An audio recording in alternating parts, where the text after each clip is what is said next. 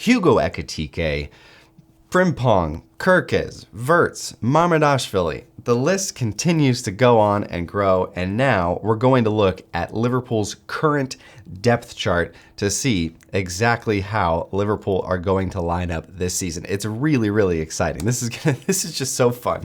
So fun. Oh my goodness. I've been here, guys. I've been a Liverpool fan since 2005. I've been through some dark years. This is the funnest I've ever had with being a Liverpool fan. It's just so fun. Okay, so Alisson, Mamardashvili, Woodman at the back. Very, very strong goalkeeping options. And then, of course, it's the Capitan, Van Dijk.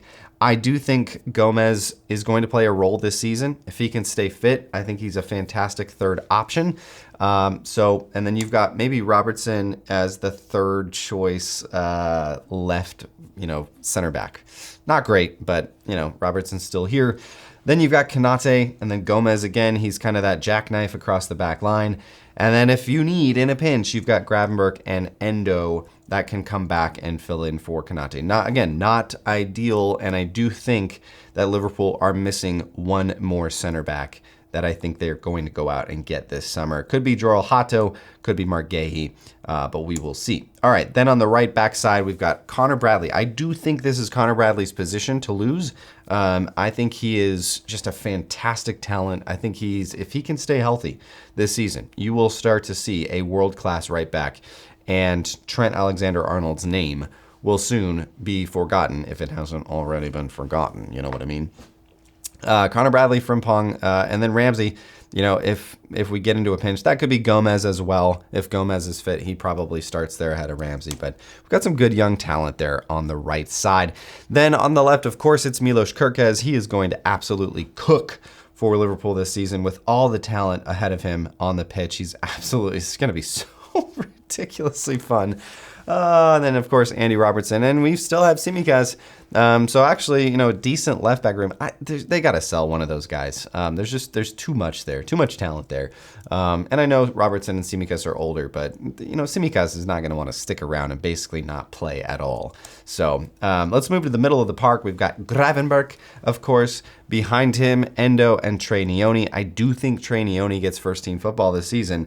I think he's just a fantastic talent, and I think it'd be a mistake to keep him down in the reserves. He just signed a long-term deal. You saw what he can do in a couple preseason games. He is just going to be an absolute joy to watch. And he's, 5 years behind Gravenberch, so just a perfect kind of replacement there already in place. So, and then, of course, it's Mac Allister. Of course, you can flip Gravenberch and Mac Allister depending on where they start. Mac Allister on the left, Gravenberch on the right. When the game starts, though, Mac Allister tends to push up. Gravenberch, of course, sits just ahead of Van Dijk and Konate. But Mac Allister and Jones, and then Tyler Morton, I think Tyler Morton's a talent to watch as well. I do think Arneslot really likes him. Could see him in maybe some cup games. But of course, a very, very strong midfield. Gravenberch and Mac Allister were England's best midfield duo last season, and I think they'll be even better this season because they really only had one season together last year, and it was fantastic. So I think they're going to be even better. Ahead of them, oh my goodness, Florian Wirtz. We've got Florian Wirtz, guys. It's still hard to believe. Pinch me. Wirtz, Szoboszlai, and then, of course, Jones can also play there. We have a pretty stacked midfield. And, of course, Harvey Elliott, you could still say that he's part of this team. It's kind of hard to make that case, though, because when you think about just the little amount of usage that Harvey Elliott has deemed, it's just, I think he's gone. I do think he's gone this summer. Let's go to the left. We've got Cody Gakpo. I'm putting him ahead of Diaz because I really do think Luis Diaz is gone.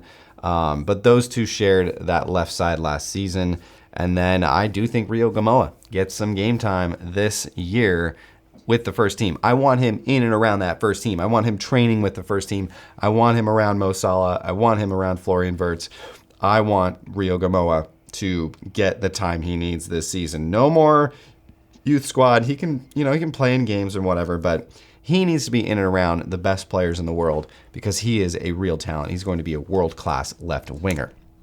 On the right, of course, I do have Harvey Elliott in there, but Mo Salah, and I think Frimpong is going to be first in line behind Mo Salah. We're going to see that quite a bit this season. I think Mo Salah is going to need a little bit more rest, and of course, he'll be gone for AFCON in the middle of the season. So Frimpong, I think, will be a fantastic option. We saw what he can do against Stoke. I mean, he is a lightning rod. He is fantastic. And to have him to be able to back up Salah, to have him to be able to back up Connor Bradley is a really, really smart option for arneslot's Liverpool. And then up top, currently, this is how it stands. We've got Hugo Ekitike, who I think will be the first choice. He might not start in game one. Arneslot takes his time integrating new players. And the fact that he's already missed, 2, maybe 3 preseason games, Ekitike will not, maybe he flies out to Japan, but maybe not. He probably sticks around and waits for them to come back. So Darwin Núñez could be your opening day striker option. And you could see, Federico Chiesa. I don't know, maybe not. He's probably getting sold as well. But this is currently how it stands.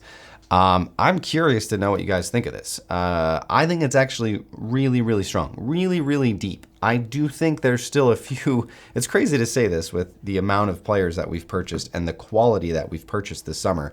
I do think, there are still some gaps. If you sell Chiesa, if you sell Diaz, you're a little thin on striking options. If Hugo Ekitike needs a rest, you got Darwin Núñez, and then who else behind him? Maybe Florian Wirtz can step into that number 9 role, but he is going to be so good in that 8 to 10 role. I just don't think you're going to want to do that. And then the big glaring hole right now is center back options. Behind Van Dijk, behind Konate, we basically have Joe Gomez. And then you're kind of fitting square pieces into round holes after that. So I do think we need at least one more strong center back option purchased this summer. And I think that'd be good. Maybe another striker option because, if Jayden Danns needs to come up, I don't know if he's quite ready. I could see him being loaned out again just because basically he lost all of last season with an injury. So get your comments in below. Let me know what you think. What an amazing time to be alive as a Liverpool fan. It is absolutely fantastic. Get your comments in below. As always, up the edge.